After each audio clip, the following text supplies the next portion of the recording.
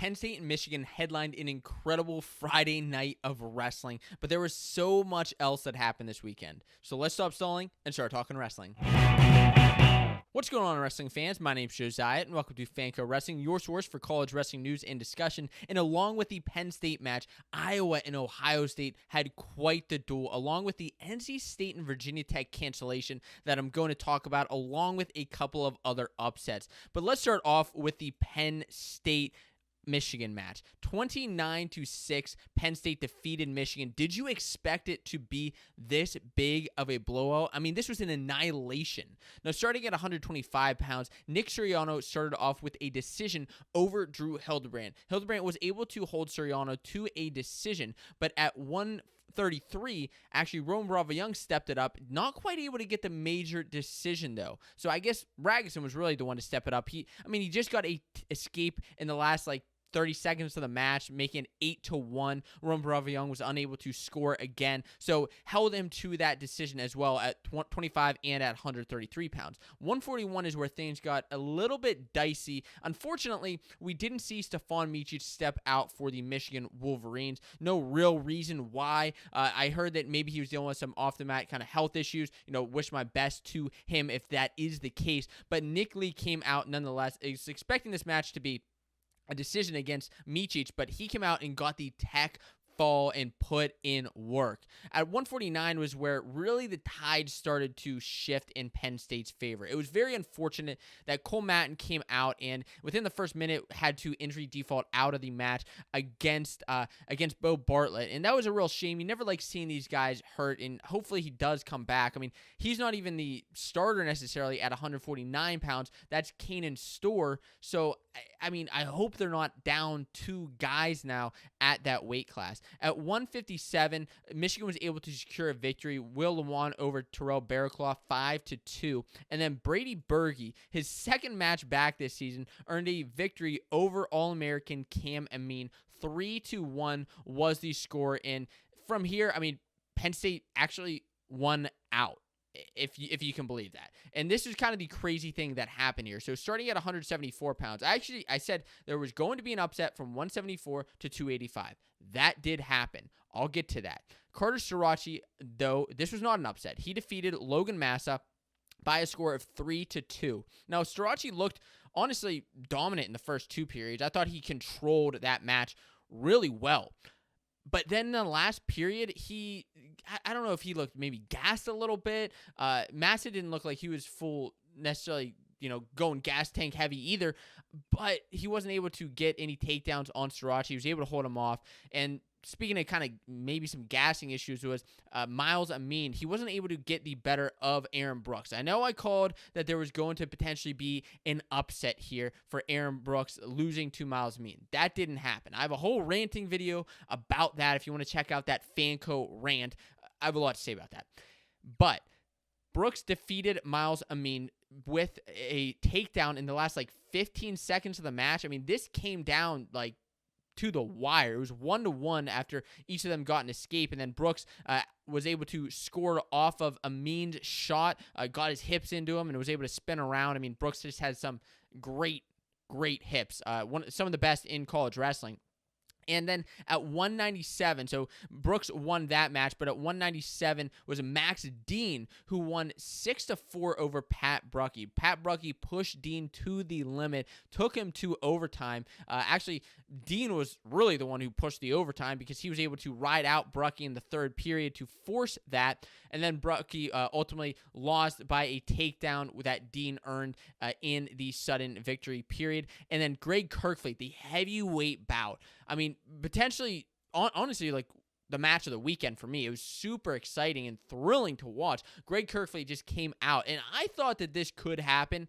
I was a little bit wary to call it right away, but I actually did think that Kirkfleet had the capability to beat Paris now that he's fully healthy and not dealing with kind of those injuries that he was dealing with last year. He came out with 2 takedowns over Paris in the first period. Paris returned with a takedown himself. It was 4-4. Each of them earned an escape. In the third period, it was 5-5 whenever Greg Kirkfleet was able to ultimately earn the last takedown and riding time to defeat Mason Paris 8-5. Number 2 Mason Paris taken down by Greg Kirkfleet. It's going to be real interesting here at heavyweight with Stevenson, Paris, Cassiope, who Kirkfleet has upcoming this week, Colton Schultz. But ultimately, the Nittany Lions defeated Michigan 29-6 in a total like annihilation. Was not expecting that.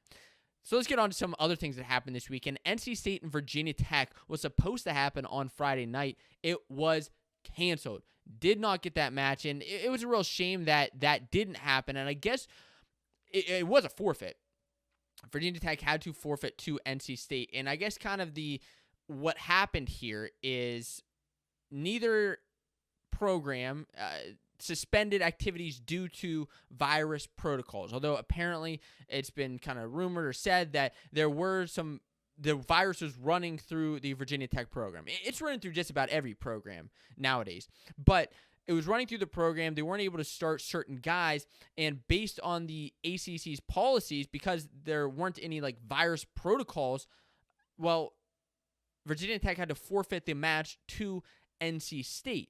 And man, it was just so unfortunate that we're not going to get this ACC matchup between these two teams now. And it seems like NC State's going to win that regular season, but I know that Virginia Tech fans are not happy about this at all. They wanted this to be rescheduled. It's not rescheduled. We're not going to be getting this match later this season. But what did happen, okay, was NC State did end up traveling to Bowie's Creek. And if you were following along on Fanco Wrestling last night, we actually streamed this duel live between NC State and Campbell. And this was the first duel streamed on Fanco Wrestling.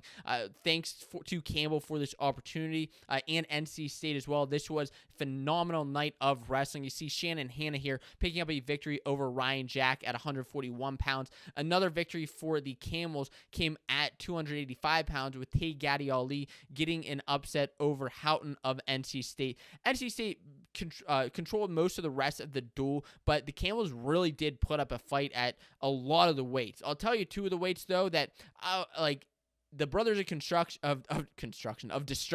174 and 184. Man, Trent and Hidley are just looking built, and they are looking strong, and I'm scared. I would, if I'm in their path, I would be scared at the NCAA championships. Another crazy duel that did happen over the weekend, and was South Dakota State defeating Mizzou, like a top 10 team. Mizzou, yeah, that's right. South Dakota State beat them 21-12, and okay, Keegan O'Toole and Peyton Mako, both of those guys were out at 65 and 174, but the match was actually tied 12-12 going into 184 pounds, and it really wasn't looking in the favor of South Dakota State Jackrabbits. It just wasn't. But Cade King was able to pull out a victory over Jeremiah Kent. This was a big victory. Going on next to the next weight, Tanner Sloan earned a victory over Rocky Elam, top 5 Rocky Elam 5-2, and then Neville's defeated Zach Elam 2-0. Earning the Jackrabbits a victory. So yeah, Mizzou was missing a couple guys, but there were a few upsets that nobody was expecting to happen at this weight. The Big 12 is crazy. Now South Dakota State now advances with a 9-2 record. Their only losses to Central Michigan and Minnesota. Not too bad losses to have, especially with this huge win over Mizzou. And if you also, you're watching Friday night with Penn State and Michigan, right after that was a crazy duel with Iowa and Ohio State. And we had actually Fanco crew members on the floor there, and I'm going to talk about that Karchla matchup, but the score doesn't necessarily reflect how great of a duel that was. If you didn't watch it, you see 21-12, you're like, oh, okay. No, it was close. It was 14-12 going into 197 pounds. I didn't expect Ohio State to get a win at the last two weights, but they were actually relatively close at 197. Not quite so at heavyweight. Malik Heinzelman earned a victory for Ohio State over Drake Ayala at 125 pounds, 7-5 victory. This was a big win, especially with all the hype behind Ayala right now. But the match of the night was at 165 with Carson Karchla defeating Alex Marinelli, who in intermatch rankings is actually number 1 in the country. 3-2, Carter was able to defeat Alex Marinelli. You see that footage here from Fanco Wrestling video crew members, Sam and Brooke. Appreciate them getting that footage. But what a crazy takedown. Incredible match was Ohio State and Iowa. Final score 21-12. Another couple upsets was Cam Caffey, who defeated Max Dean. Caffey defeated him 3-2 with a takedown in the second period. Dean was unable to come back from that, and Caffey ended up earning the victory. Penn State still defeated Michigan State on Sunday. And then Austin Gomez was another good win over Ridge Lovett of Nebraska, which kind of leads us into the Wisconsin-Nebraska duel and some of the other crazy things that did happen this weekend. There are only 3 undefeated teams remaining in college wrestling. That's right, 3 undefeated teams remaining. Iowa, Penn State, and Oklahoma State. And Iowa and Penn State wrestle Friday. Oklahoma State and Iowa wrestle in a couple weeks. So it's possible that none of these teams will finish the season with winning record. I mean, or with undefeated records, I should say. It's just crazy what's going on in college wrestling from like all the undefeated teams that were a couple weeks ago. But Oklahoma State defeated Lehigh 26-9. And Ferrari, I just learned this, actually has yet to let up a takedown. So they are undefeated on the season. Ferrari's undefeated on the season, 10-0. Michigan, of course, lost to Penn State, and Wisconsin went down to Nebraska. Nebraska defeated the Badgers. I believe this was Friday night as well. Just a crazy Friday night of duels, as I said. And this just makes the rankings completely whack. Nebraska has a win over Wisconsin, who has a win over Minnesota, who has a win over Nebraska. And then Purdue actually has a win over Nebraska, but Michigan State defeated Purdue and Rutgers, who's another tough top 10 team.